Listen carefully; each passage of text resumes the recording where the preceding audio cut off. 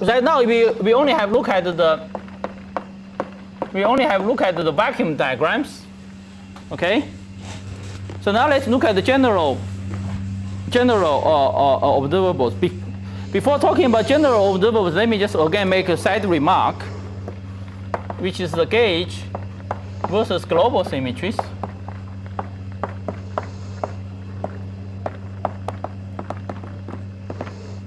So in the example we talk about here, let me call this A, call this equation A, and then let me write down another equation B, which is a Yang-Mills series.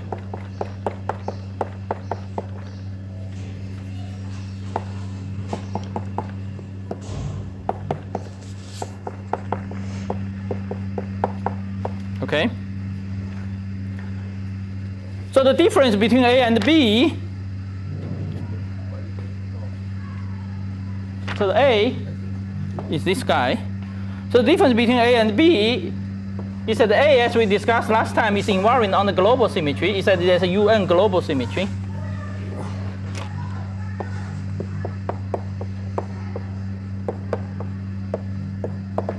Is that the UX is that phi is invariant under the acting of a unitary matrix, but this U must be constant, okay? Only for constant U, this is a symmetry. But if you have studied a little bit gauge theory, or if you have not studied gauge theory, just take my word for it.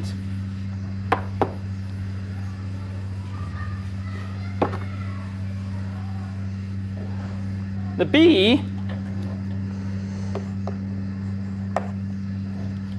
is invariant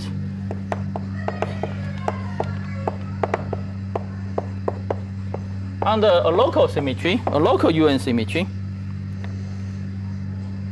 He said A mu, so A mu is what make up the F U X, A mu X, U dagger X, say minus I partial mu U X. It doesn't matter. The only thing I want to say is that this is UX is arbitrary, can have arbitrary X space-time dependence.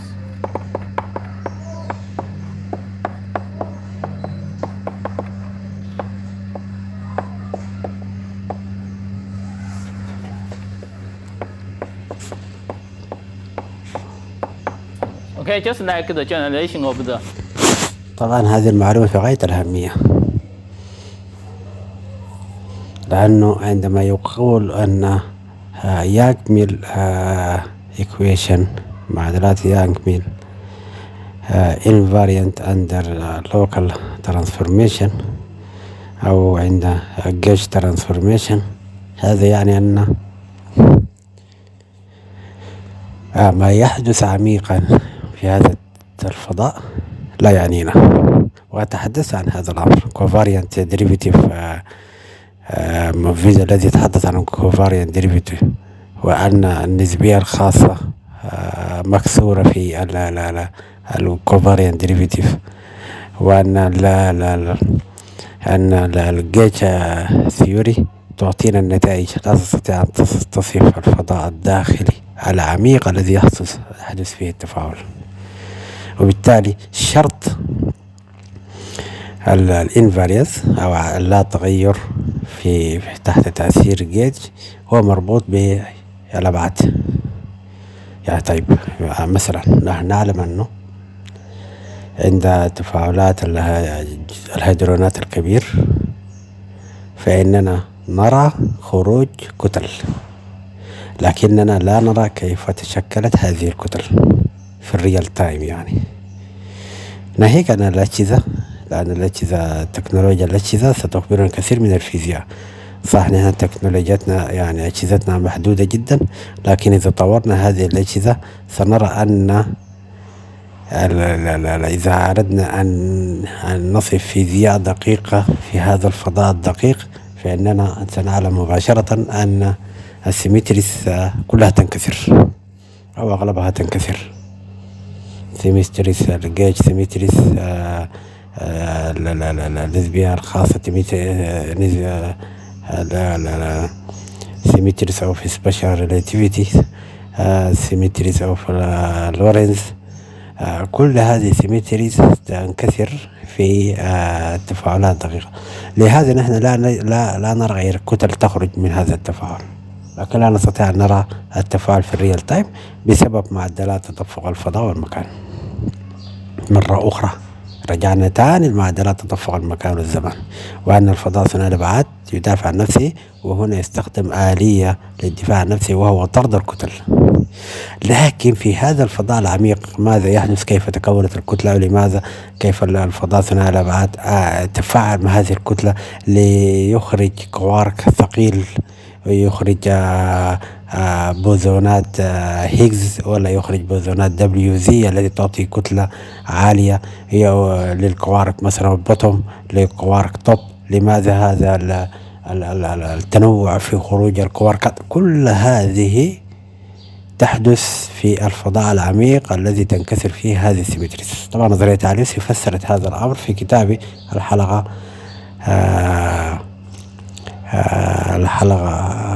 51 على موضوع 50 أو 51، وأيضا في الفيديوهات، في كثير من الفيديوهات خصوصا السلاسل السابقة يمكنكم الذهاب إليها تخبرنا كيف يحدث هذا الأمر.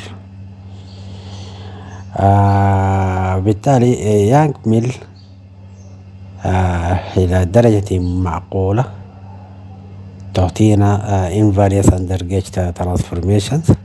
أما التفاصيل الدقيقة لا نحتاج إليها كما نعرفها في نظرية الQFT، حيث تدينا نتائج معقولة تماما في هذه السيمتري.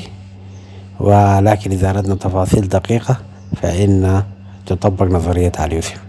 المهم فهذا الدكتور المحاضر سيطبق نظرية ياغميل من هنا وللأمام، لأنه ياغميل تعطينا تفاصيل دقيقة في الQFT وهي invariance under gauge transformation. طيب بالتالي يسهل دراسة هذه النظرية من خلال نظرية اليات إذا أراد العلماء ذلك ويتعمقوا في ذلك. QED is a gauge symmetry. So the key difference between the two, for example, are also in the key difference between this local and global symmetry are manifest in the what kind of observables we consider. Okay? For example, for A, that should be U dagger. Partial U and then U dagger. Yeah, that's right. Good. So the difference between this difference you can say what's the big deal? In one case, this is constant. This is a dependent on space-time. So the key difference between them is that in the case for A operator like this, phi square. Okay, phi is a matrix, so phi square is a matrix. Phi square x is a allowed operator.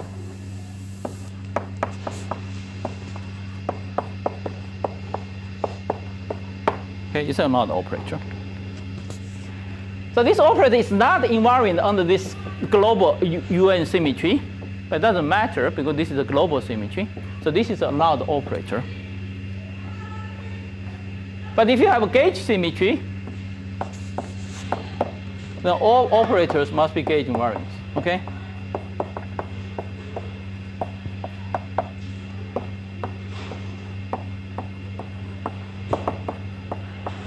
Means that all operators must be invariant under this kind of transformations. Say the analog of these is are not allowed operators. Okay? So the observables in the gauge theory is much more limited.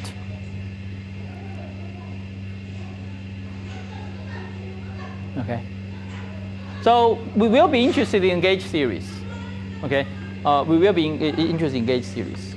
So that means we will always interested in observables which are invariant under the symmetry. Okay.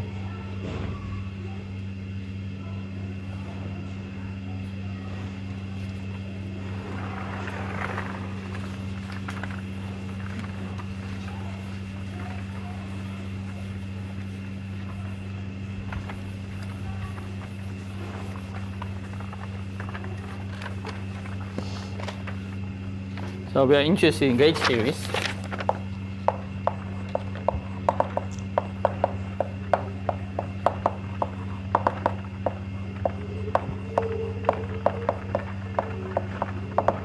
So that means we are always interested in gauge invariant operators.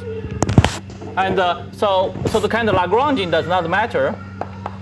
So you can have the gauge field. You can also have some other field, say some matrix phi, etc. As far as the Lagrangian is of this form, okay, it's okay. We always only consider Lagrangian of that form. But you can have arbitrary, say, number of fields, and with arbitrary kind of interactions. Okay.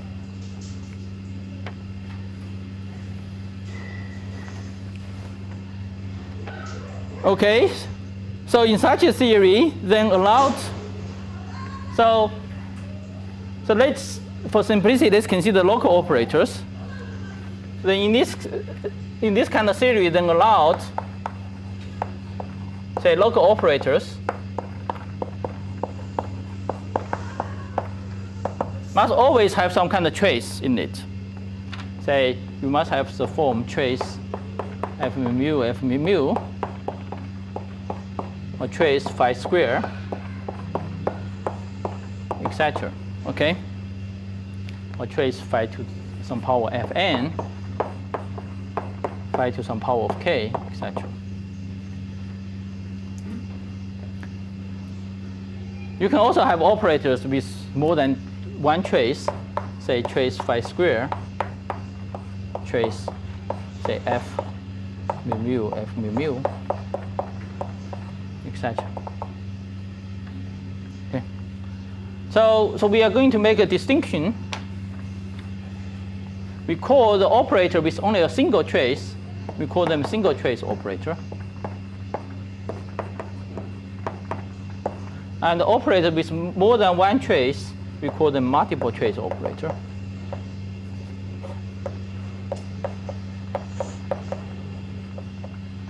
Okay. So the reason for this distinction will be clear soon.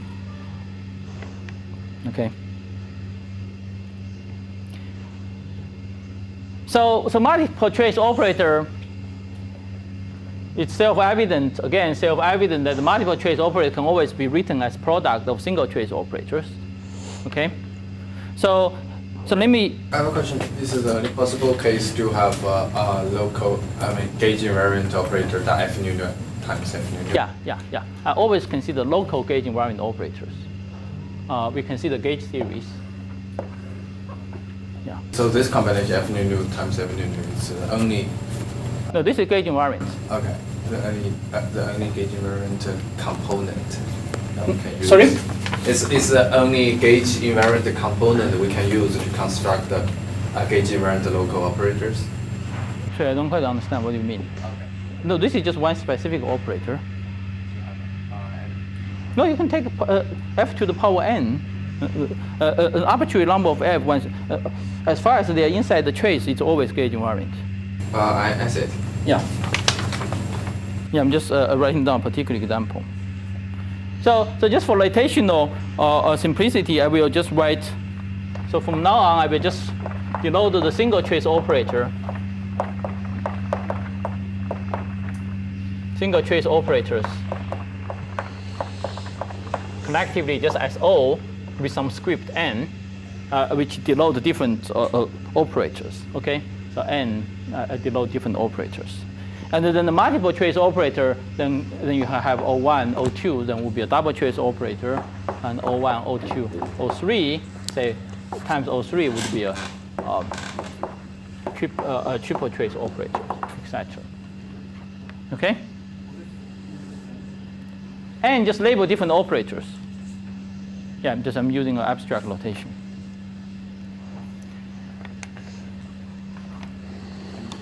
And the reason for this, a distinction will be clear soon. Then for such a gauge series,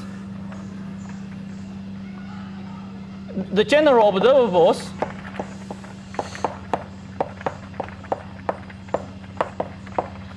in the quantum field theory is just correlation functions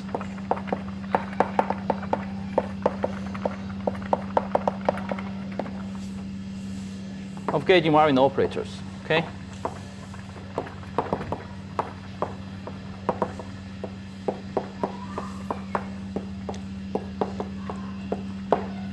Okay, just gauge invariant operators. So by gauge. طبعا هذا السكشن سيكون معقدا قليلا لبعض الناس، لكن علينا أن نعرف أنه كل ما في هذا السكشن هو ما يريده هو أن يربط هذا الجنرال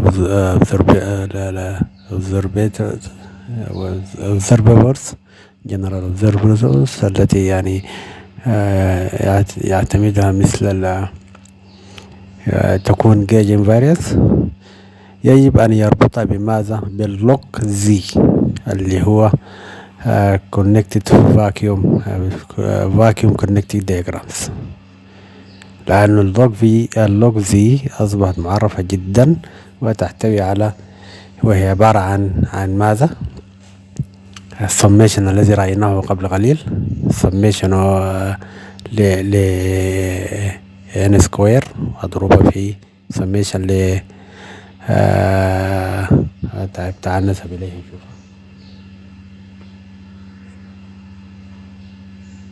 هذه هي لوج زي يساوي سميشن من اتش يساوي 0 اللي هو اتش يعتبر الهولز ومضروبة في n 2 ناقص 2 اتش في دالة لامدا، واللجرانج يعطينا ب n على لامدا في التريس. انظر التريس هنا، تريس سنجل تريس، لو ذكر قبل قليل سنجل تريس ومالتيبل تريسز. انظر للتريس هنا سنجل تريس، هذا سيكون مهتم بالسنجل تريس، وهذه تعطينا الانفاريانس اندر جيج ترانسفورميشنز. هذه الانفاريانس تطبق في معادلات يانغ ميل، فبالتالي معادلات يانغ ميل ستكون مصاحبة من هنا إلى نهاية السلسلة. لن نستخدم معادلات الكيو سي دي، وإنما نستخدم معادلات اليانغ ميلز إيكويشن. وكما ذكرت أن اللاجرانج هنا معروف جيدا، لأنه لامدا إذا ذهبت إلى ما لا نهاية فإن القيم ستكون محدودة أو فنايت، وبالتالي نستطيع أن نجد كتوف ونستطيع أن نجد حل لهذه المعادلة. طيب تعالوا نواصل.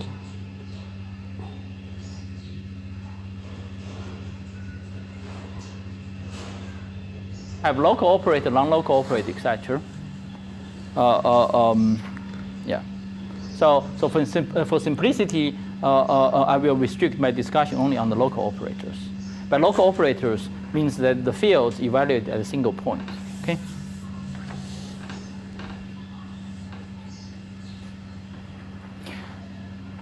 So the typical correlation functions, then the typical observable will have this form, will be just product of some correlation functions, a product of some operators, and say their correlation functions.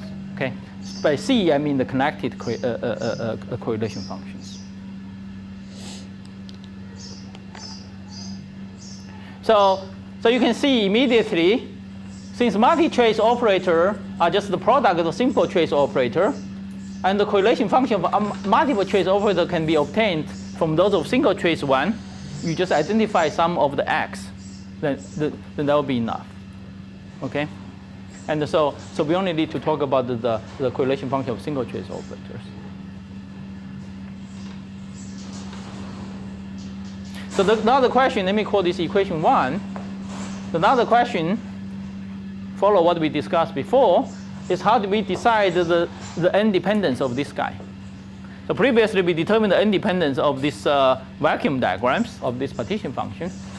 But now what should be the independence of general correlation functions? Okay.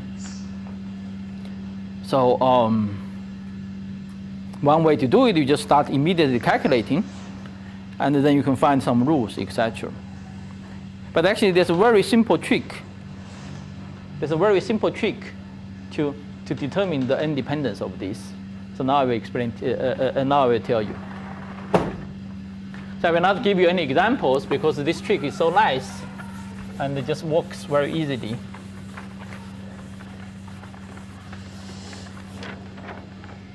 So, yeah, so the question is, what is n dependence?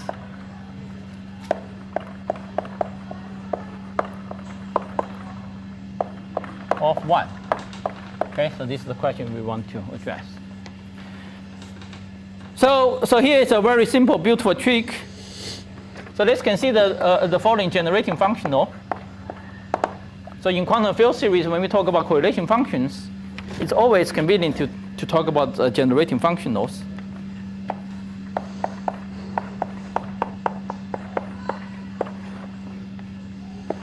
So whatever is your field, you do the path integral over all fields. And then you look at the action. So you have your original action, which I call S0. And then let's add those operators, JIX,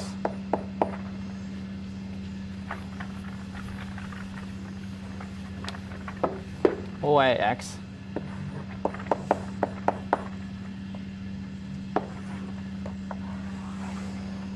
okay?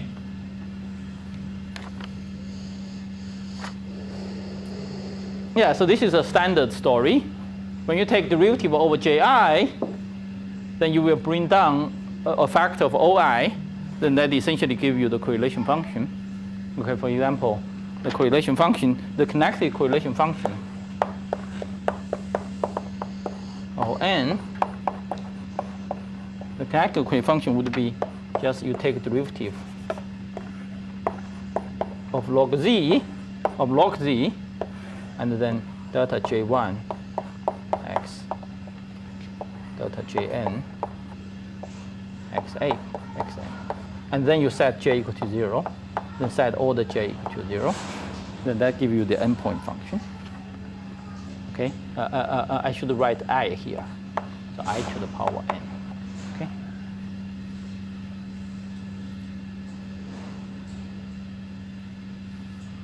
So now, here is the beautiful trick.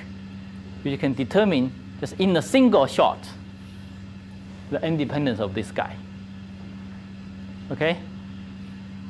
And this simple trick is just to add n here.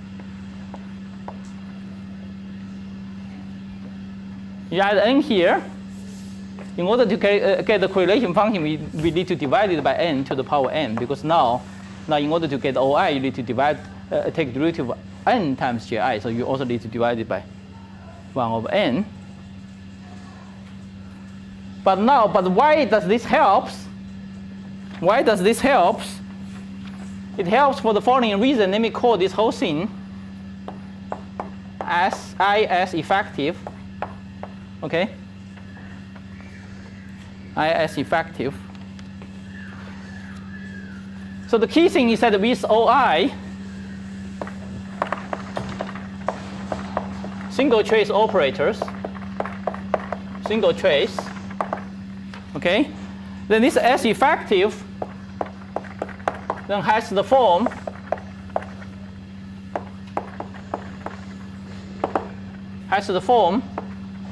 n times the trace something, okay? Because your original S0, which is our starting point, have this form, and now the term you added in precisely also have this form. It's an n factor times something single trace. Okay? Okay, something single trace. So that means the whole thing still have this form. Then now you can immediately conclude this log z, say J1, Jn, must have this expansion h from 0 to infinity n to the 2 minus 2h fh lambda J1, etc.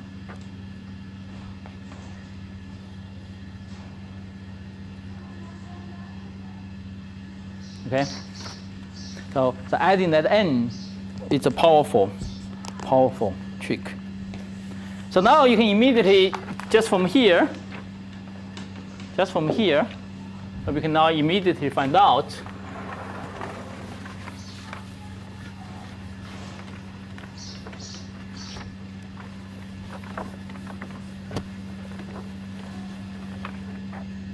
that for n-point function, connected n-point function, the leading order is 2 minus n. Because the leading order is n squared, it's 2 minus n, and then surprised by 1 over n squared, etc. Okay?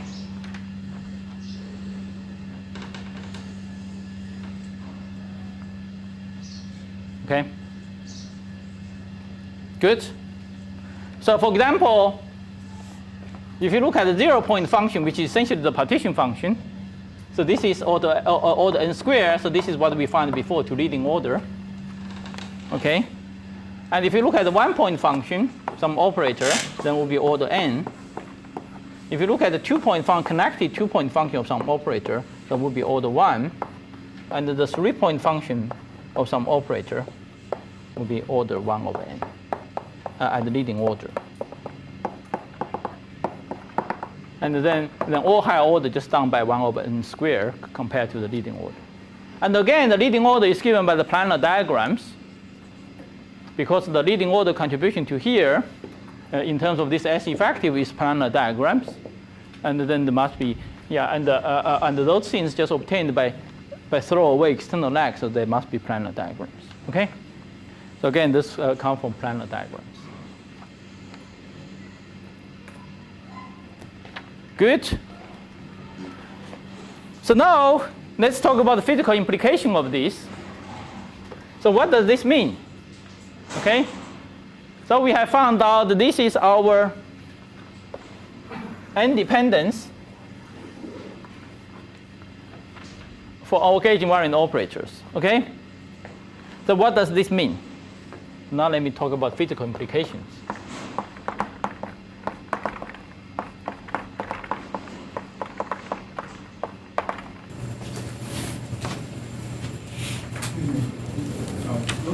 One of those O-N operators had like G inside. What if one of those? Yeah, you define them without G. Then something like else is supposed to. Yeah, you define some. So you define something. So when you write down your theory, you define this to hold the limit. Then everything is already in terms of lambda or some other order 1 number.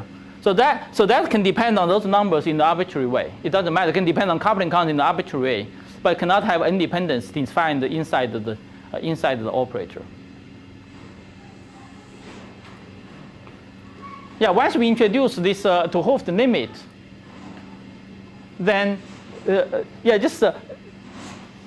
operator can depend on the coupling in the to hold the limit in the arbitrary way. Because they are all just order 1 constants. Yeah. Okay, let's talk about physical implications of this. It turns out this seemingly naive behavior actually have a very simple physical picture behind it. Okay, so first is that in the Lagrangian limit. So let's just look at the leading order behavior. So in the Lagrangian limit, if we consider this state of OIX acting on the vacuum, okay, so some single trace operator acting on the vacuum.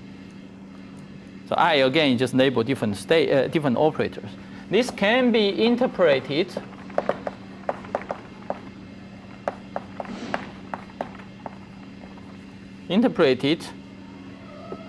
as creating a single particle state.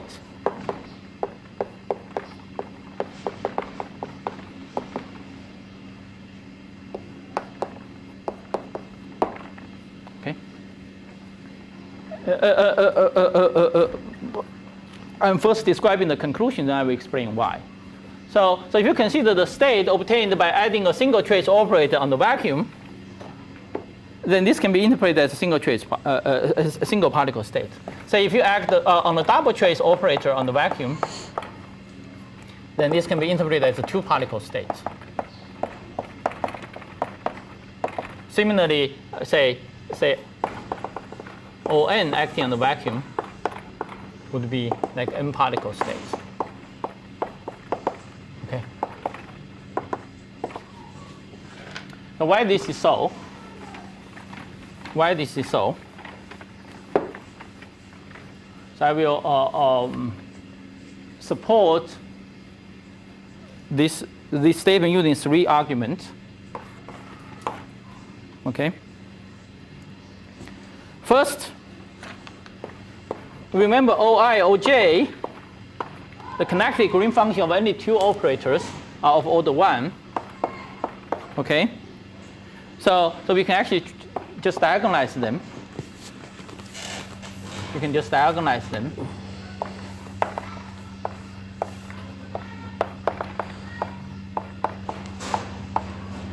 So that's OI, OJ, say, proportional to delta ij. Okay. So in some sense, at 2-point function level, those operators can be considered as independent. Okay. And now the second statement. So if you want to call this single particle, this two particle, multi-particle, then it should be that they don't overlap, because a single particle cannot overlap with two particles, etc. And then to see the overlap between a single particle with a multi-particle, you look at these correlation functions. So if you look at the overlap of a single particle state with a two particle state, say some double trace operator. Yeah, let me just, to avoid confusion, let me just use the inside, use this notation to talk about the, to see this as a single operator, okay?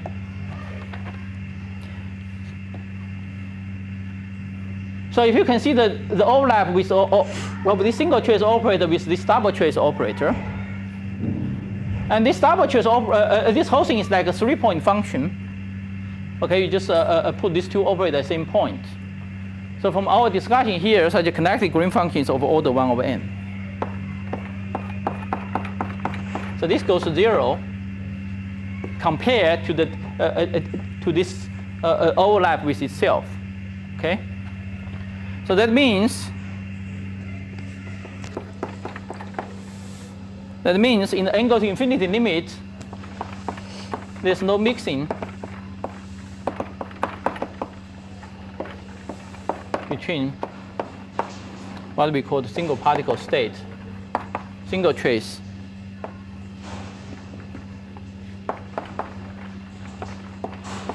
and the multiple trace state.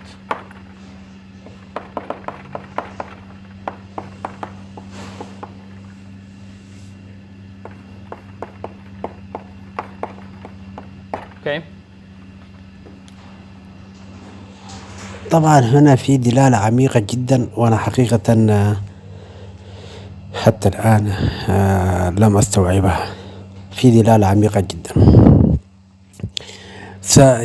سأخبركم بما أراه، ربما أنتم يعني كما قيل ربما سامعا أوعى من متكلم، وبالتالي يعني ربما أنتم ستفهمون أكثر مني.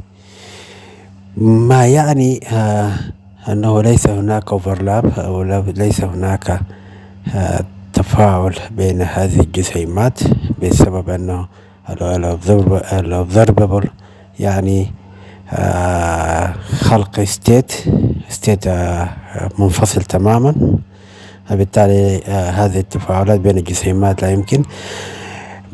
ما تقوله نظريتي في هذه التفاعلات، الآن التفاعلات حصلت وانتهت. التفاعلات حصلت وانتهت في هذا الفضاء العميق الصغير جدا جدا الذي يحصل فيه التفاعلات، كما في مفاعلات سيرن ومفاعلات فيرمي لاب، يعني اللارج هيدرون كولايدرز. هذه التفاعلات تحصل في 10 أس ناقص 28 سنتيمتر مربع، يعني 10 أس ناقص 28 سنتيمتر مربع، يعني في 10 أس ناقص 14 من السنتيمتر. طبعا هو هذا أكبر من قطر البروتون قليلا، لا أقل من قطر البروتون، لأن البروتون بالمتر 10 أس ناقص 16 متر، يعني هذه في حدود قطر البروتون. لكن التفاعل أصلا حصل عميقا وانتهى، وبالتالي عندما تعمل سيت اب للتجربة وتضع الكونكشن او observable هذا او جرين فانكشن كونكشن كورليشن فانكشن، هذه تعطيك ستيت لبارتيكل.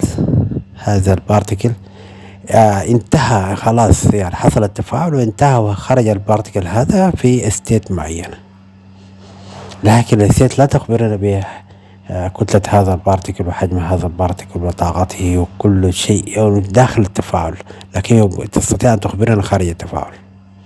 وبالتالي نظرية اليات تخبرنا ما حصل عميقا، وهي تتفق مع هذه الجزئية بالذات، أن ما يحصل خارجا بعد ذلك تأخذه هذه النظرية تأخذه وتخبرنا به، لكن لا تستطيع أن تخبرنا عميقا داخل ماذا فعل، ماذا حدث. هذا ما توصلت إليه من هذه الجزئية بالذات أو هذا السكشن، لكن ربما أنكم يعني يمكنكم أن تعرفوا أشياء أكثر مما أعرفه في هذا الأمر. طيب تعالوا نواصل.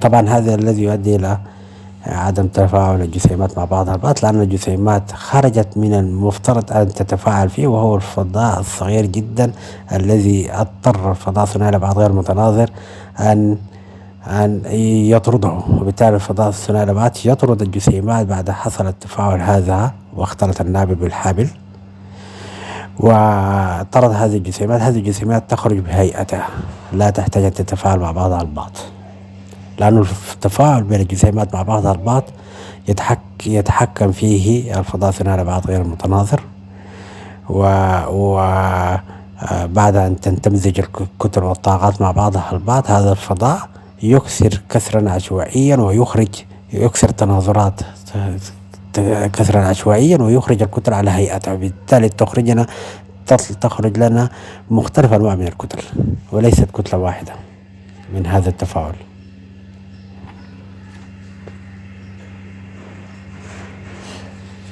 The third thing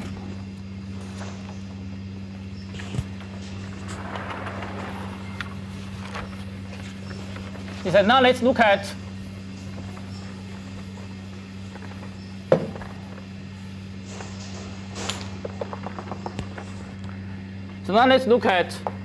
the 2-point function of two double trace operator, say O1, O2, X, say O1, O2, and Y. Okay, double trace operator. Say, let's look at the 2-point function of double trace operator. So now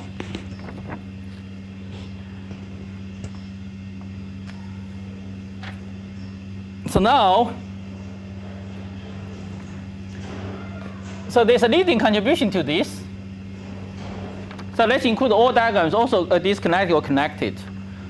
So leading order is a disconnected diagram, which is essentially O1x, O1y, and O2x and O2y, because I have diagonalized them. Okay, because I have diagonalized them, and then plus the connected Green functions, which is order 1 over n squared. Okay, so if you see this leading order contribution, it's just like two independent particles propagating. Okay, just like the product of two independent propagators. So it's sensible to interpret this as just the propagating of two particles. Okay, so it's sensible to interpret this two particle state, this double trace operator as just creating some two particle states.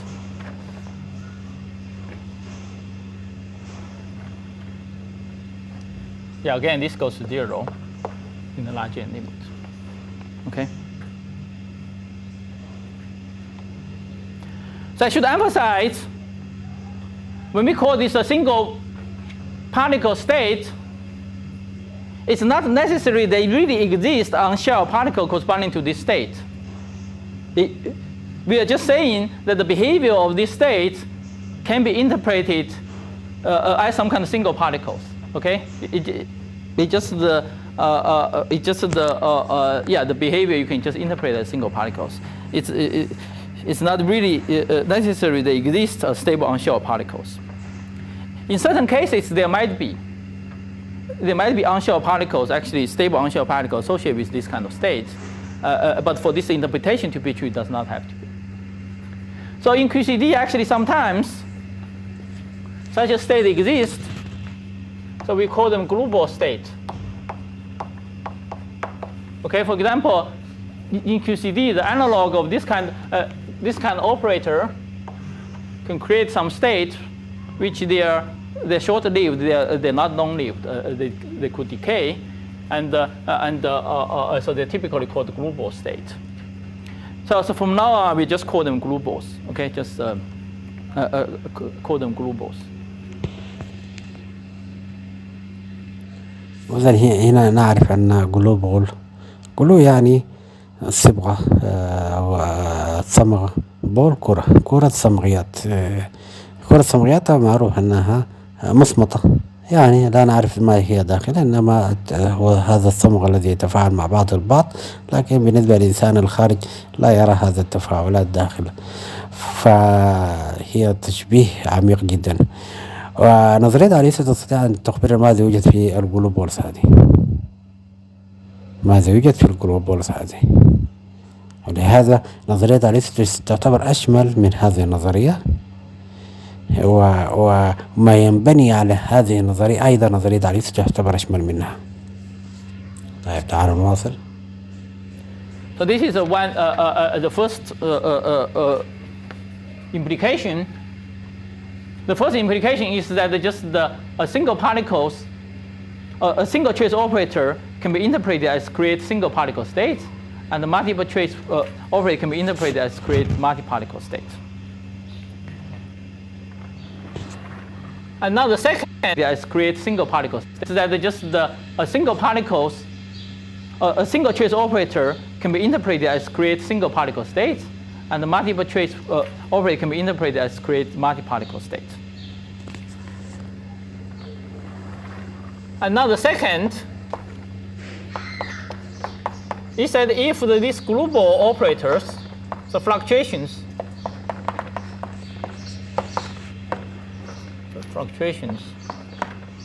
of globals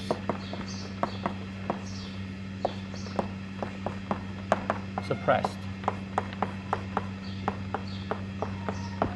Okay? So let me explain what this means. So let me suppose some some single trace operator O, which have a non-zero expectation value. Okay? Suppose some state have non-zero expectation value.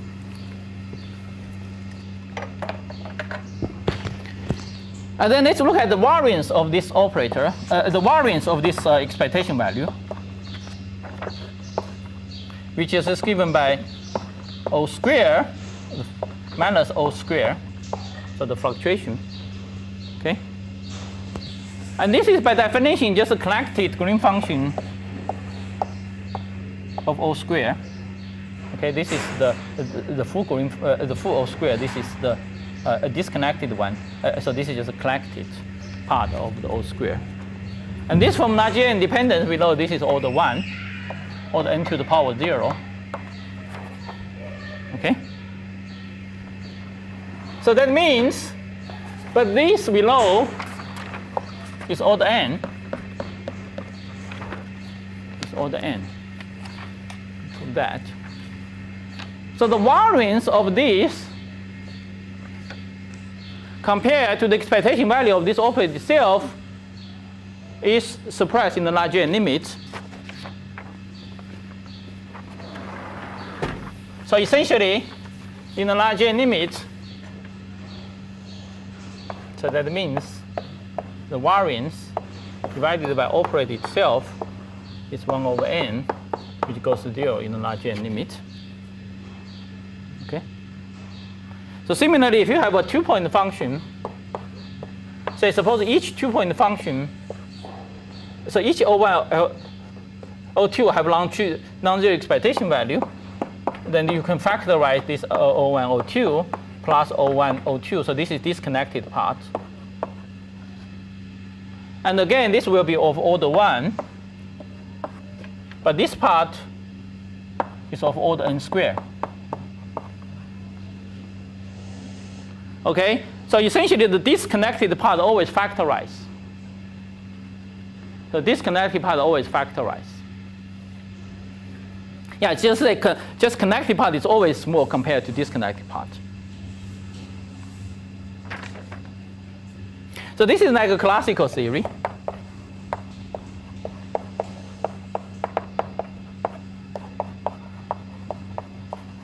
Like a classical theory. We can just 5 minutes. We can proceed if it's 5 minutes. Yeah, but it may go to 10 minutes. It's just hard to say. It's just hard to say.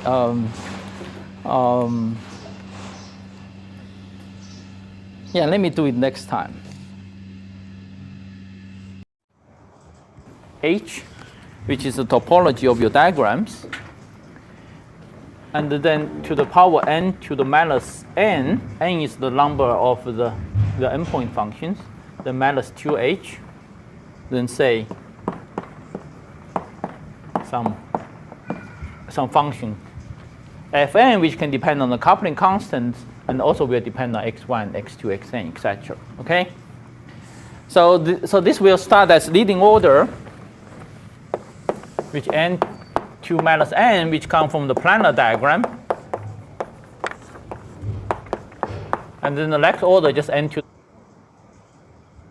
the minus n, so this will be the torus diagram. The diagram you can put on the torus.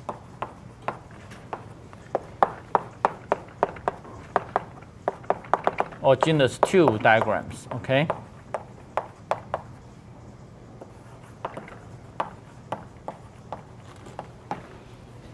Etc.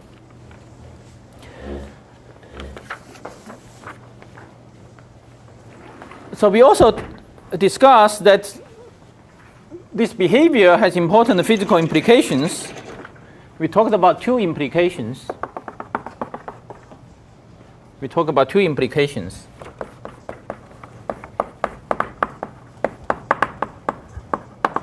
You say that kind of independence means that in the large n limit,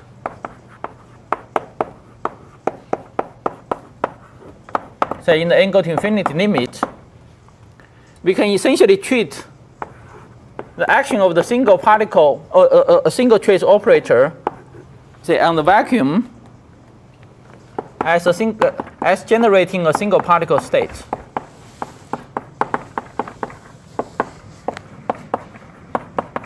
Say we often call this as global state. Globals, okay?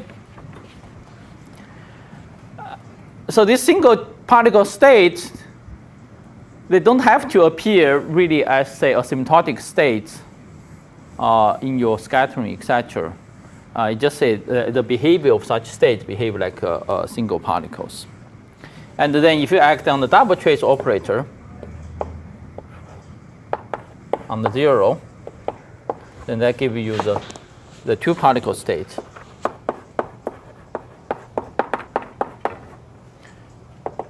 And etc. And the triple trace operator give you the 3 particle state, etc. Okay. So this is one aspect. And the second aspect is that if there's some single trace operator whose expectation value is non-zero, then the fluctuation are suppressed. Okay, So for example, if you look at the ratio, if you look at the ratio of the variance,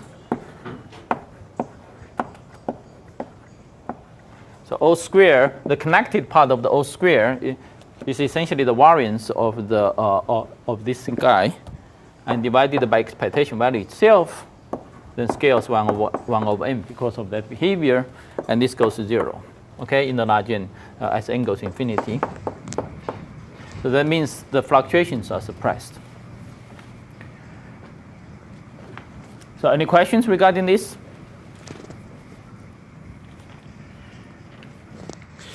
طبعا fluctuation suppressed يعني أنه تم قمع الفلكشويشنز، وهذا بيتفق مع نظريتي. نظريتي تقول أن آليات الفضاء ثنائي الأبعاد الدفاع النفسي أنه القوى الأساسية الثلاث تمسح وتقمع. من القوى الأساسية الثلاث هي تفاعلات الجسيمات مع بعضها البعض، وهي عبارة عن الفلكشويشنز، وهذا واضح من خلال نظريتي. المتابع لنظريتي سيعلم جيدا أن السبب في الفلكشويشنز هي الجاذبية، لأن الجاذبية تسرع الهاملتونيان، تزيد الهاملتونيان. طبعا أنا بعض المرات أقول أن الفضاء الثنائي الأبعاد هو يزيد الهاملتونيان داخل الجاذبية أو داخل الكتلة، لكن في الحقيقة يعني يمكن أن يعتبر هذا أو ذاك. يمكن أن يعتبر أن الجاذبية أو الكتلة هي التي تسرع الهاملتونيان، وهي تنشئ الفضاء المنحني، وبالتالي تنشئ الهاملتونيان وتنشئ طاقة الحركة للجسيمات، أو نعتبرها من الآليات. والأفضل أننا نعتبرها سبب الجاذبية. الأفضل أن نعتبرها سبب الجاذبية، لأنه الفضاء ثنائي الأبعاد يقمع هذه القوى. ويظهر على هذا الأمر طبعا في المادة المظلمة، تأثير المادة المظلمة حول المجرات. إذن هذه يتفق مع نظريتي. عند الأبعاد الصغيرة، عندما n تولى ما لا نهاية، الأبعاد الصغيرة، فإن ما يحدث هو أن كلما صغرت الأبعاد بطريقة كبيرة كلما زاد معدلات تدفق الزمان والمكان، ومع زيادة معدلات تدفق المكان والزمان يؤدي هذا إلى قمع الفلكشويشنز اللي هي تسمى طاقة الفراغ. طاقة الفراغ سببها الجاذبية. سنرى بهذه السلسلة أيضا هذا الأمر بالمناسبة، سنرى أن الجاذبية تعمل على هذا الأمر، ولكن بطريقة أخرى، وأنا في تلك اللحظة سأخبركم وأقول لكم هذا ما تقصده نظرية علي يوسف. طيب تعالوا نستمر.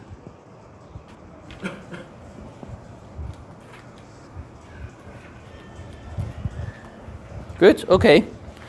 So now let's talk about the third aspect of it, the third implication.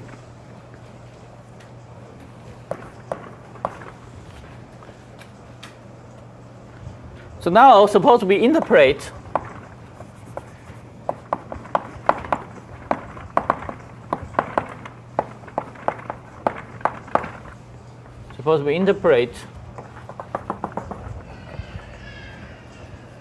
this endpoint function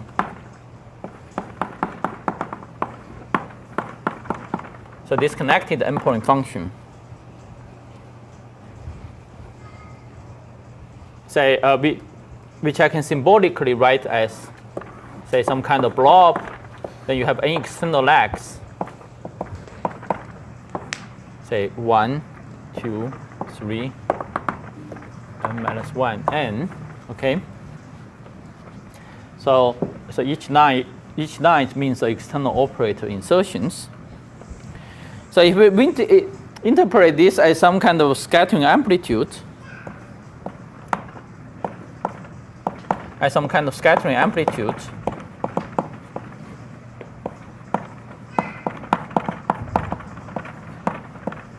say S generates some kind of scattering amplitude over the n glucose.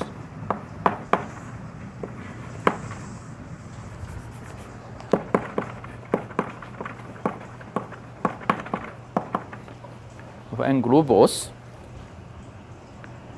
then you can show because of this behavior you can show because of this n scaling, and then again to leading order,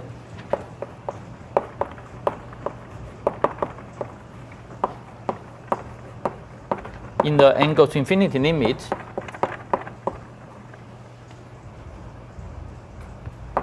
the scatterings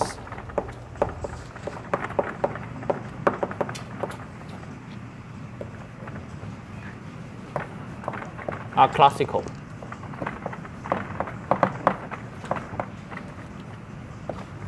But classical means, you said it only involves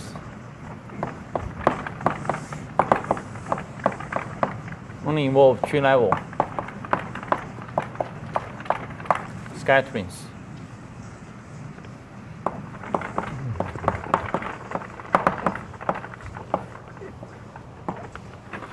Okay.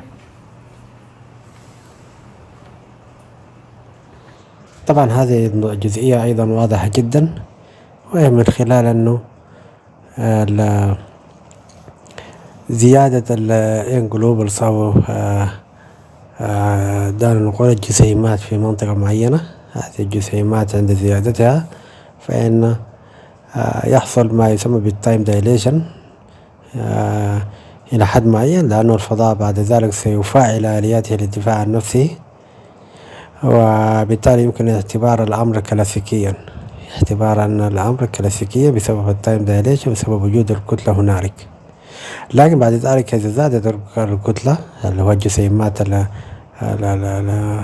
متعددة المتفاعلة، إذا زادت الجسيمات هذه فإن الفضاء ثنائي الأبعاد يدافع عن نفسه ويخلق ما يسمى بتمدد أو ما يسمى ب يعني طرد الكتل، يطرد الكتل. لكن مع هذا فإن هذه الكتل بعد أن يتم طردها، بعد ما تدخل التفاعلات المادية مع بعضها البعض، نرى أن هذه الكتل يتم قياسها كلاسيكيا طبيعيا بشكل طبيعي، لأنه هناك الكتل خرجت من الفضاء الضيق اللي هو كما ذكرنا 10⁻² 28 سنتيمتر تربيع إلى الفضاء الواسع، يعني مثلا نقول 1 سنتيمتر. هذا فضاء واسع، هذا فضاء واسع، وهذا يمكن أن يقاس كلاسيكيا. لهذا يعني هذه النظرية يعني تتفق أيضا مع نظريتي بطريقة أو بأخرى، تتفق أيضا مع نظريتي، ونظريتي ممكن تفسرها وتفسر أعمق منها. ماذا يحدث داخل ذلك؟ في الفضاء العميق ماذا يحدث؟ في التفاعل العميق ماذا يحدث؟ وهذا ما لا تستطيع تفسيره هذه النظرية أو الفيزياء الكلاسيكية.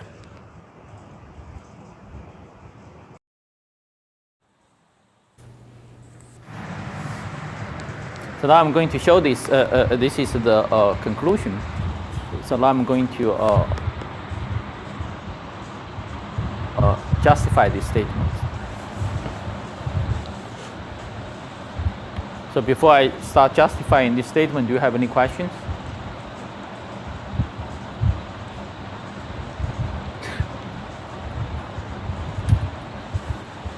Good. So let me just make a few remark. So first, let's look at the simplest case, which is the 3-point function. So the 3-point function can be considered just as an effective vertex. Can be considered as an effective vertex of 3 particles interact with each other. Say one global split into 2 globals, etc. Okay. So this, from that definition, is scales as 1/n. Okay, this scales as 1/n. So if we treat it as a basic vertex, so if we treat it as a basic vertex, so if we suppose we treat it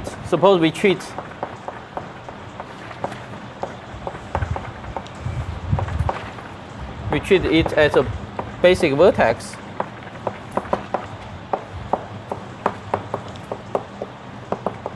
with coupling G, so G is 1/n.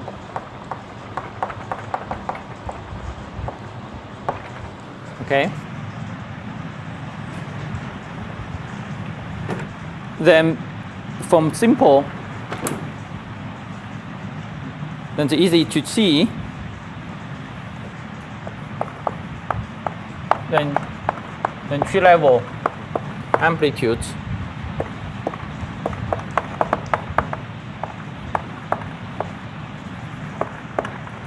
for n particle scattering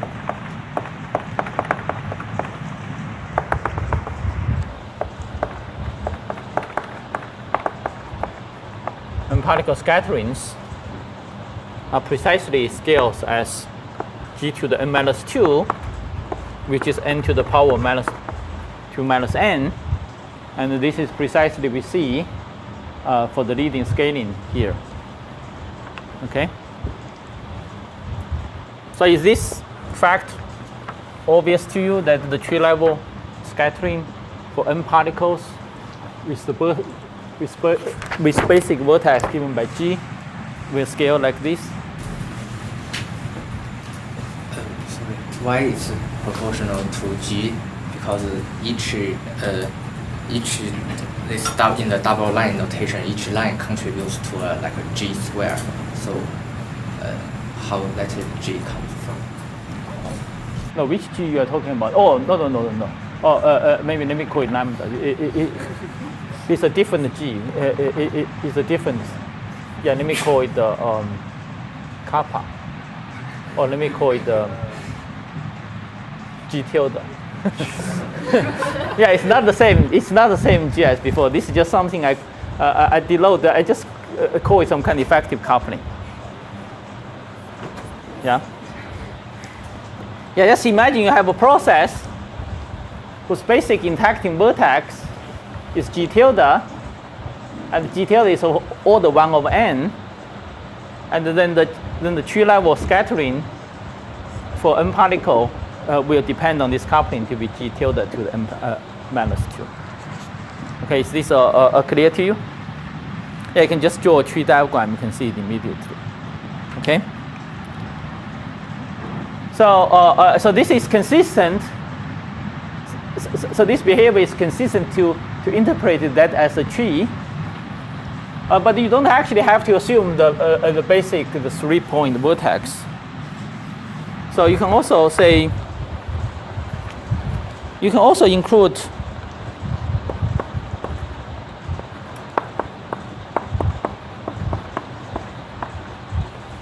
the higher order vertices.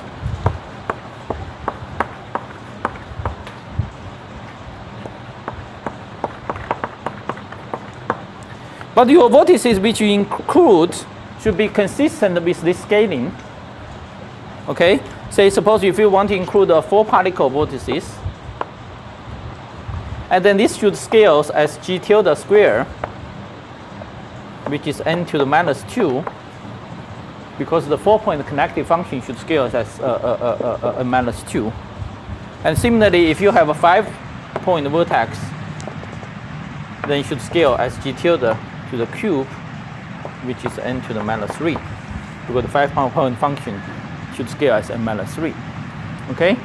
So you can also add such higher order vertices as far as you are consistent with this Lagrangian scaling.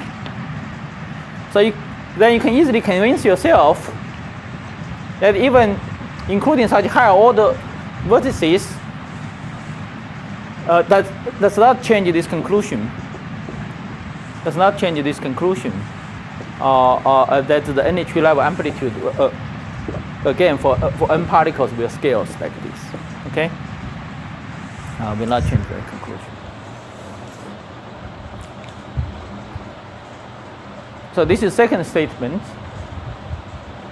and these two statements just to give you a heuristic way to see that this kind of scaling can be generated. Indeed generated by tree level scatterings. So now I'm going to prove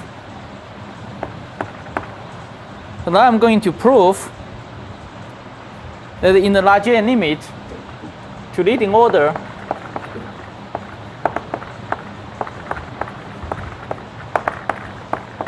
in n, in any such kind of correlation functions,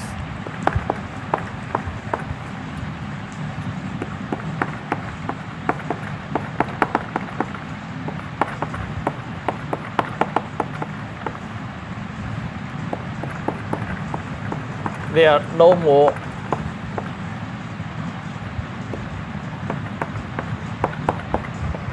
than one. There's no more. There are only, maybe let me just say it easier. There are only one particle in intermediate states.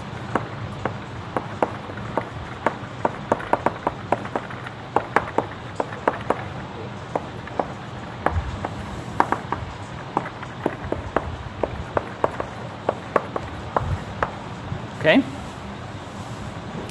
so I'm going to show this.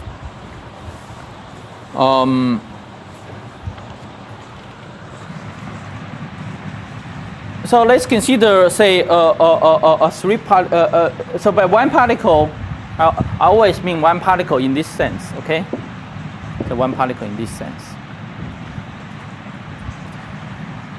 So I will do it a little bit heuristically, not very precise, but I think it's vigorous, but it's not. But I will not write the precise.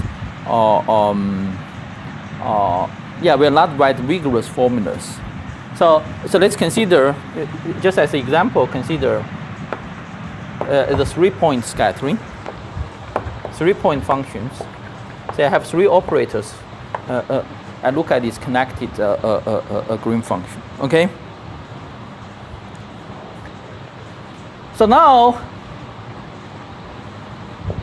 in those places, we can, in principle, insert a complete set of states, okay?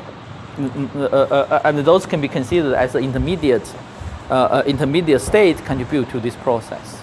Say if I consider a scattering process, and then I can insert a complete set of states here, and those states which gives a non-trivial contribution can be considered as a contribution from some intermediate states, okay? And so for example, let me introduce a single particle states here. Say this O1, O2, O3. Say suppose I insert a complete set of, insert a 1 here. This 1 will include the sum of all possible single particle states.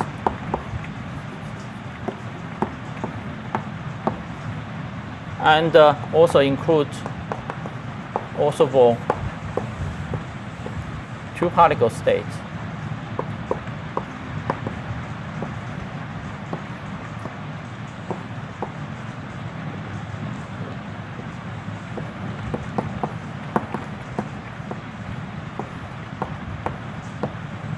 Etc. Okay? And look at the connected green function.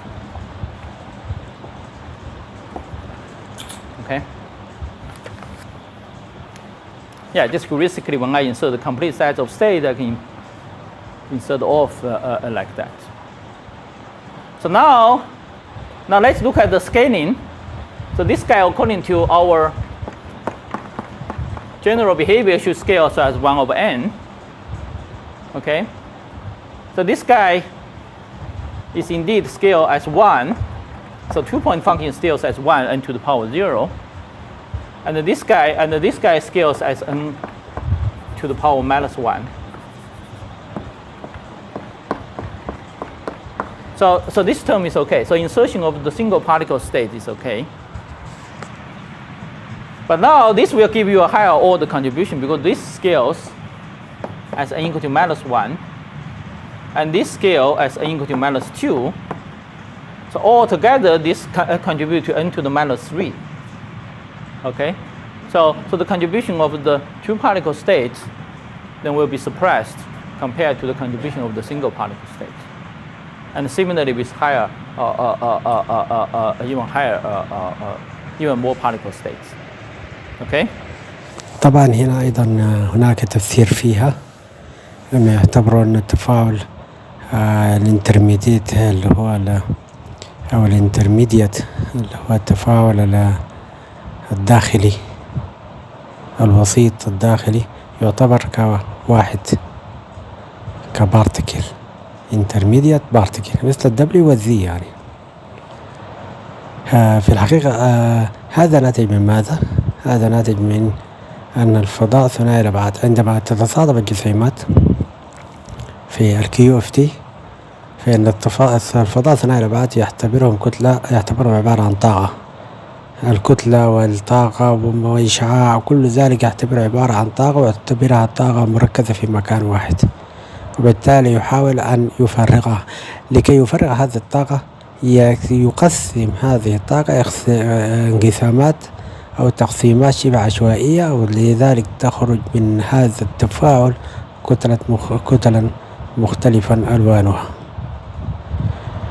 وفي الحقيقة التفاعل يختلط الحابل بالنابل، والفضاء ثنائي الأبعاد يعتبرها طاقة مكثفة فقط، ويريد أن يوزعها. لهذا يمكن معاملة الماني بارتيكلز انتراكشن كوان بارتيكل انترميديت كما قال المحاضر. So if I draw a diagram, this process is like the following. Is that I can start with 1, and then this 1 can say turn into an I through a 2-point function, and then this I can go to 2 and 3. Okay, so this is a tree-level process. And this is like the following. So this is a 2-particle state. So this, if I draw a diagram, would be like if I start with 1, and then this 1 can split into ij, and then this ij combine into 2, 3. Okay, so this is like one loop process. Okay, and this we see is n to the minus 3, and this is indeed just n to the minus 1. So this is suppressed compared to that. So this is a direct way to say that in this kind of to leading order, indeed there can only tree-level processes. You can never have this kind of loops, because whenever you have a loop, then corresponding you must have a multi-particle. You must have multi-particle intermediate states, and then they are suppressed by large n. Is it clear? So this tells you that all loops are suppressed.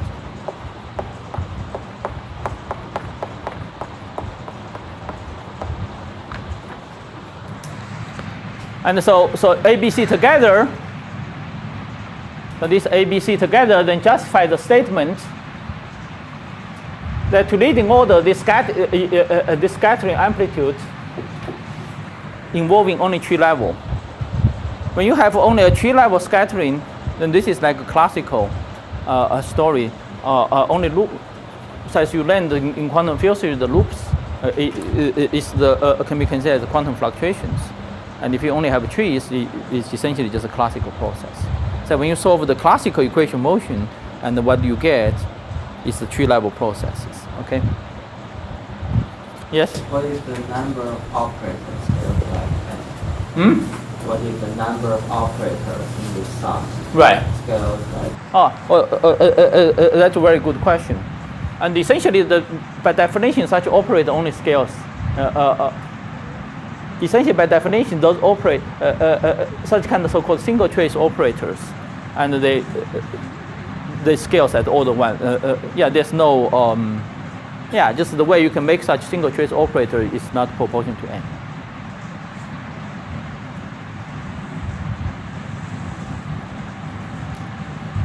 Questions? What is each of these terms individually small, but when you make summation of them? Yeah, that's the question was just asked.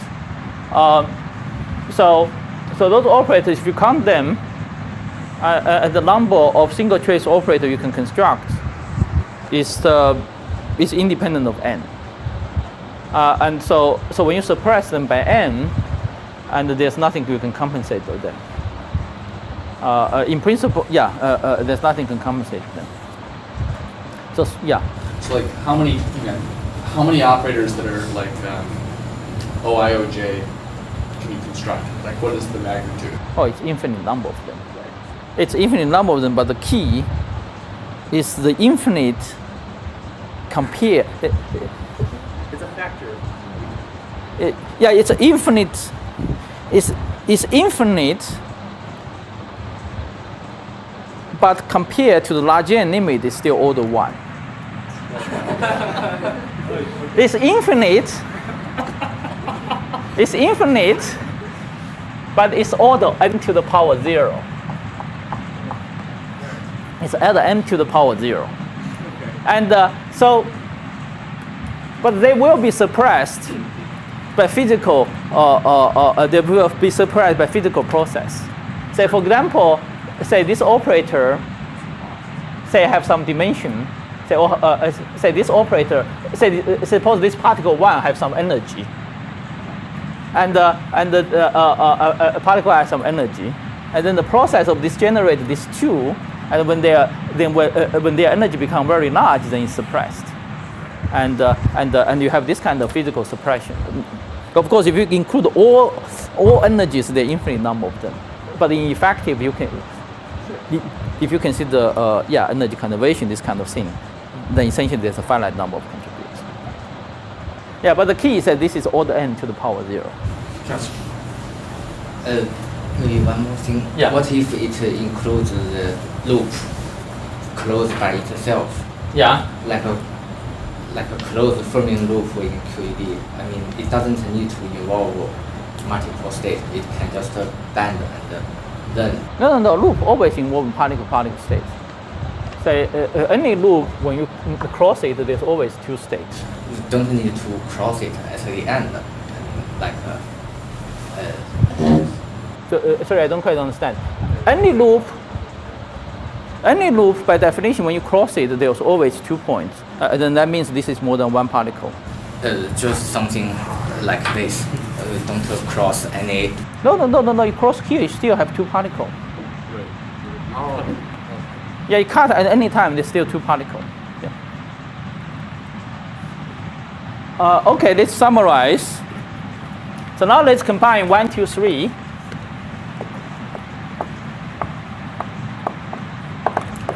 So we can combine 1, 2, 3. So this tells us, so this 1, 2, 3 tells us at leading order in Lagrangian expansion,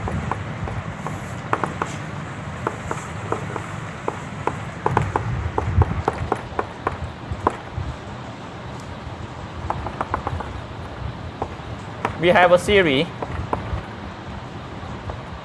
a classical series. We essentially just have a classical series of gluons. You just have a bunch of particles and they interact classically. There's no quantum fluctuations.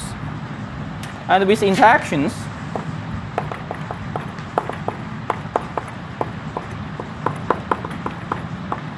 among gluons, among them, given by some effective coupling which I call G tilde, which scales at 1 over n. Okay? Scales at 1 over n.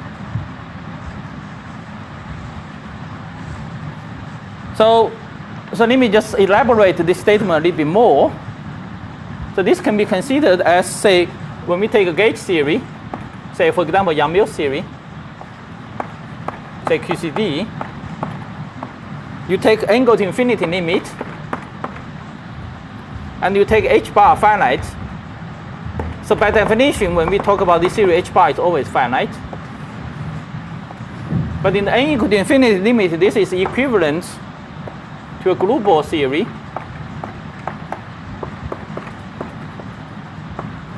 With h bar tilde goes to 0. Okay, so you get the classical theory, and with the effective h bar tilde, which is controlled essentially by 1 over n, goes to 0. Okay.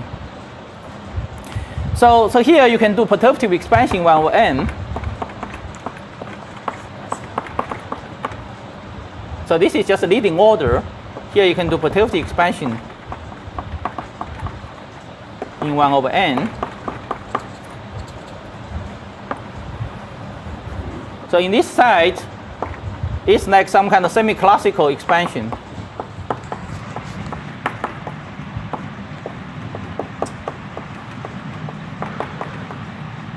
In this h tilde, which is of course should be scaled as 1 over n. Okay, so on this side, when h bar tilde goes to 0, of course you have a classical theory, but then you can do expansion h tilde. So this is what we normally call a semi-classical expansion. Okay, so the Lagrangian expansion then translate into some semi-classical expansion when you translate into this global language.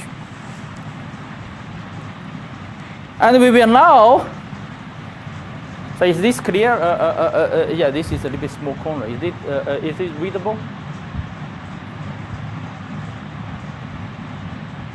Yeah, this is a very important statement. Maybe I should rewrite it. Yeah, maybe just rewrite it. So, perturbative expansion.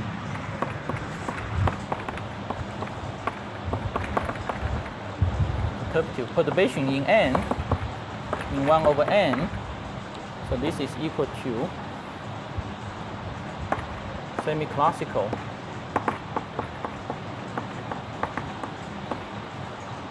expansion in h bar tilde, which scales down.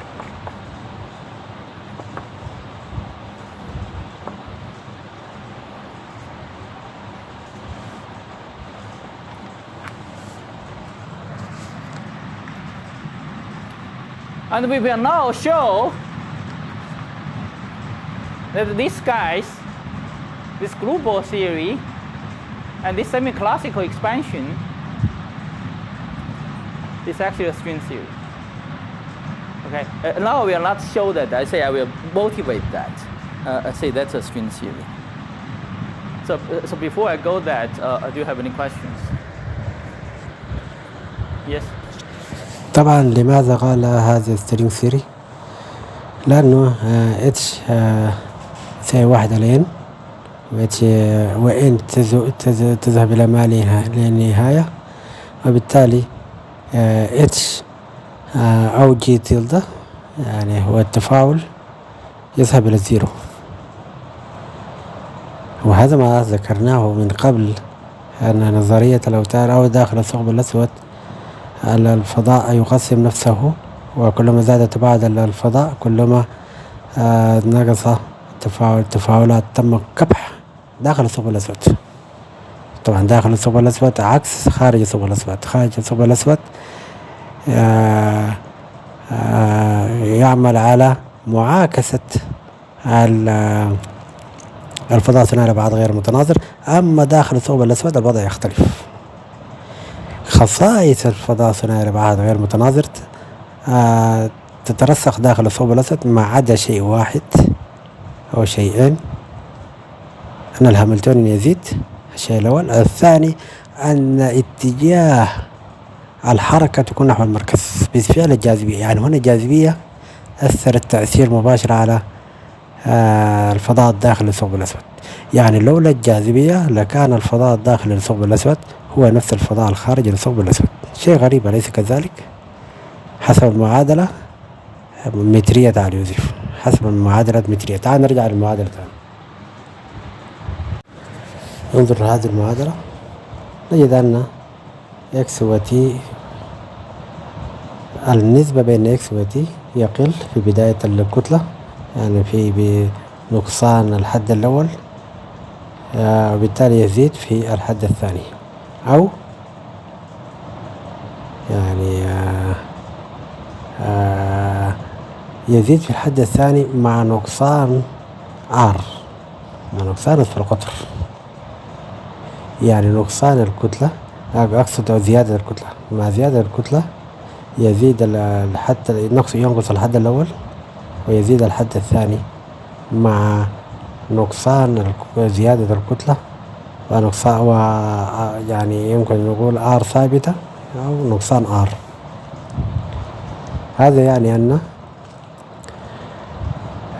مع زيادة الكتلة طبعا يعني مع اقتراب، نقول مع اقتراب الجسيم الساقط مثلا، مع اقتراب الجسيم الساقط نجد أن دعنا مع زيادة الكتلة نقول مع اقتراب الجسيم الساقط، مع اقتراب الجسيم الساقط نجد أن المدارات في الفضاء الخارجي تتناقص أو تتقارب من بعضها البعض ثم تتباعد داخل الفضاء الداخلي، وبالتالي نرى الأمر مثل التالي، إنه من أفق الحدث وأنت خارج العالم المدارات تتباعد، ومن أفق الحدث أنت داخل للداخل في المدارات أيضا تتباعد. وهذا يعني ماذا؟ هذا يعني الفضاء الداخلي للثقب الأسود هو يشبه تماما بالفضاء الخارجي للثقب الأسود. كلما كان الفضاء الداخلي عميقا داخل الثقب الأسود يشبه الفضاء الخارجي بعيدا من الثقب الأسود، بعيدا من الثقب الأسود. والفضاء الداخلي كلما تعمقنا في الفضاء الداخلي يتم قمع القوى الأساسية الثلاث وتتصاغر الكتل. يعني قد يصل ربما أنتم تتساءلون لماذا الثقب الأسود داخله فإن المسافة لا نهائية؟ لماذا يقول الناس أن المسافة لا نهائية؟ طبعا الأبعاد تغلب، يعني السبب الذي يجعل الفضاء الداخلي الثقب الأسود هو نفس الفضاء الخارجي، وهو بسبب أن الأبعاد تغلب، المسافة تصبح الزمان والزمان يصبح مسافة. لكن قد تتساءل الإنسان لماذا كان إذا قلب الأبعاد المسافة طبعا صغيرة من أفق الحدث إلى مركز الثقب الأسود بسيطة جدا، أو جسم الثقب الأسود بسيطة جدا، لكن عندما يقلب المسافة والزمان مسافة، الزمان يمكن أن يمتد إلى ما لا نهاية، وبالتالي الإنسان أو الجسم الساقط يرى أنه يتحرك في ما لا نهاية، وهذا طبعا غير صحيح لأنه سيصطدم بجسم الثقب الأسود. لماذا يرى أنه يسير إلى ما لا نهاية؟ لأن الكتلة تضعف، الكتلة تضعف، يحصل ما يسمى بالديكي، الكتلة يحصل لها ديكي، انحلال، تتضاءل الكتلة، وبالتالي كلما تضاءلت الكتلة كلما زادت الأبعاد. ولهذا نجد أن عندما n تؤول إلى ما لا نهاية فإن h تلدا أو الكوبلينج كونستانت مفترض يؤول إلى الزيرو. طيب عند هذه الأحداث ماذا يعني؟ يعني أن الكتلة تضاءلت داخل أفق الحدث، كلما تقارب من مركز الثقب الأسود فإن الكتلة تضاءلت إلى أن وصلت حدود السترينج ثيوري، وصلت إلى حدود السترينج، وبالتالي في تلك المنطقة عند حدود السترينج، وهو مثلا لنفترض يعني أنه قريبا من مركز الثقب الأسود، وطبعا ليس غريبا في نظريتي أنه قبل أن يصل المركز يصطدم بالجسم، جسم الثقب الأسود، لكن أفترض أنه ذهب إلى قريب من المركز إلى السنجولاريتي. طبعا لا يوجد سنجولاريتي، لكن أفترض ذلك أنه إذا ذهب قريبا من السنجولاريتي ماذا يشبه هذا الفضاء؟ هذا الفضاء يشبه فضاء بعيدا من أفق الحدث، بحيث أن المدارات أو السلايسز أيضا تتباعد من بعضها البعض. ولاحظ أن تباعد السلايسز يسبب ما يسمى انحلال أو قمع القوى الأساسية الثلاث، وبالتالي نحن نحتاج إلى مسافة قريبة من أفق الحدث ليست بعيدة خالص، وأيضا في داخل الثقب الأسود مسافة قريبة من أفق الحدث وليس بعيدة خالص.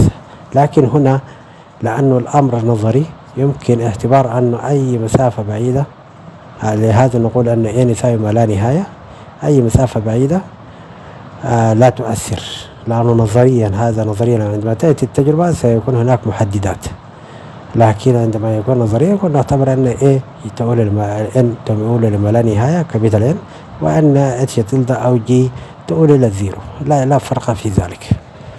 طيب تعالوا نستمر.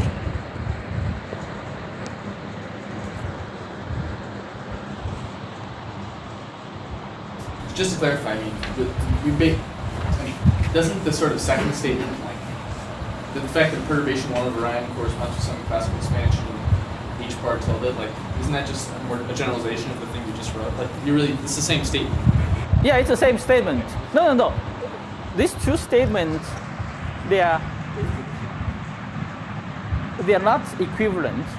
This is talking about this particular limit. This is talking about this particular limit. And this tells you what happens. relax this limit by including finite n in fact by 1 over n expansion. And to make this identification, so this by itself does not imply that. Yeah, it goes the other way does. So this is a stronger statement. Yeah, and this statement is supported by just looking at the leading order behavior. But if you want to look at this behavior, and then you need to look at the sub-leading term in 1 over n. Say for example here, then you see the fluctuation is controlled by 1 over n. It's like your fluctuation is controlled by h bar. And similarly here, then when you include 1 over n effect, then you will see single particle now and the two particle, multi-particle, they can mix together due to fluctuations. And again, that amplitude is controlled by 1 over n, etc. Yeah, I just say this statement is stronger. You need to look at the sub-leading corrections carefully and to see that fits into a H-bar pattern. Yes? So instead of this operators already consider regular creation instruction operators, you will still come to the conclusion that all the loop diagrams are expressed? Yeah, that's a good point. So in essence, you can imagine this OI, each OI defines this point 1 is precisely this statement. Is that you can imagine each OI defines an independent creation and annihilation operator. Yeah. Within the original theory, you still have suppression of the diagram? Sorry? No, in the original theory we're not, only in the large n limit. So in the original theory, with large n limit, we do have suppression? No, you don't have a suppression of loop diagram in terms of the standard loops. You only have the suppression of the loop diagram in terms of those loops, in terms of loops of glue balls. But here we don't specify, don't put any restrictions on what are the operators O. So why can't we say this? OI is just psi I. No. O is gauge invariant operator. O is composite operator. O is some composite operator. So for example, in the Yang-Mills theory, say one example is O can be trace F square. So if you look at the 2-point function of O, then that's corresponding to 2 gluon propagators. And so you have loops here. But this is not the loop in terms of the glue balls. Here, when we talk about loops, yeah, so let me emphasize, all loops of glue balls.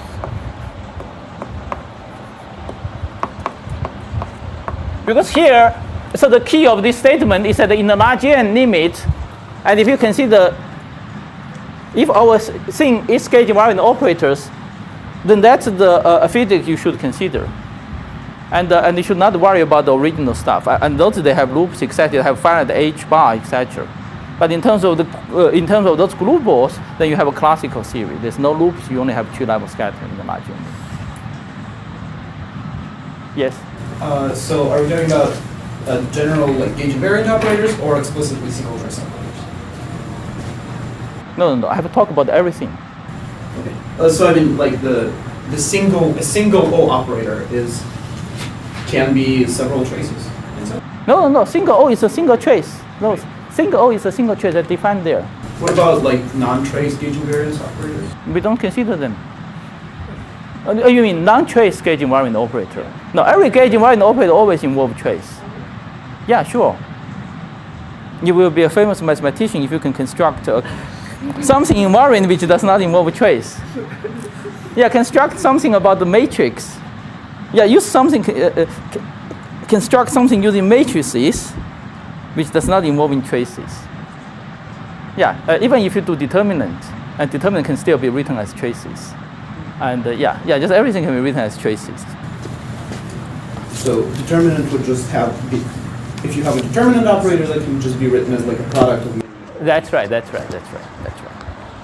Good. Any other questions? Yes. To clarify, we've been talking about theory without method. Yeah, here we are talking about only every field is matrix valued fields. Yeah, just every field is matrix valued field. Yeah. Yes? I don't know, I thought there was more invariance that you can construct out of a matrix. Like I was asking you the other day, basically it's all of each one of the coefficients of a characteristic polynomial of a matrix. Yeah, they can be written as traces. Yeah, they can be written as traces. Yeah. In case of PCD, we don't discuss force. Yeah. Here we have not these quarks, and we are going to mention quarks very briefly at the end. Any other questions? Good. Okay, so now let's talk about a little bit about string theory. Maybe I will leave it there.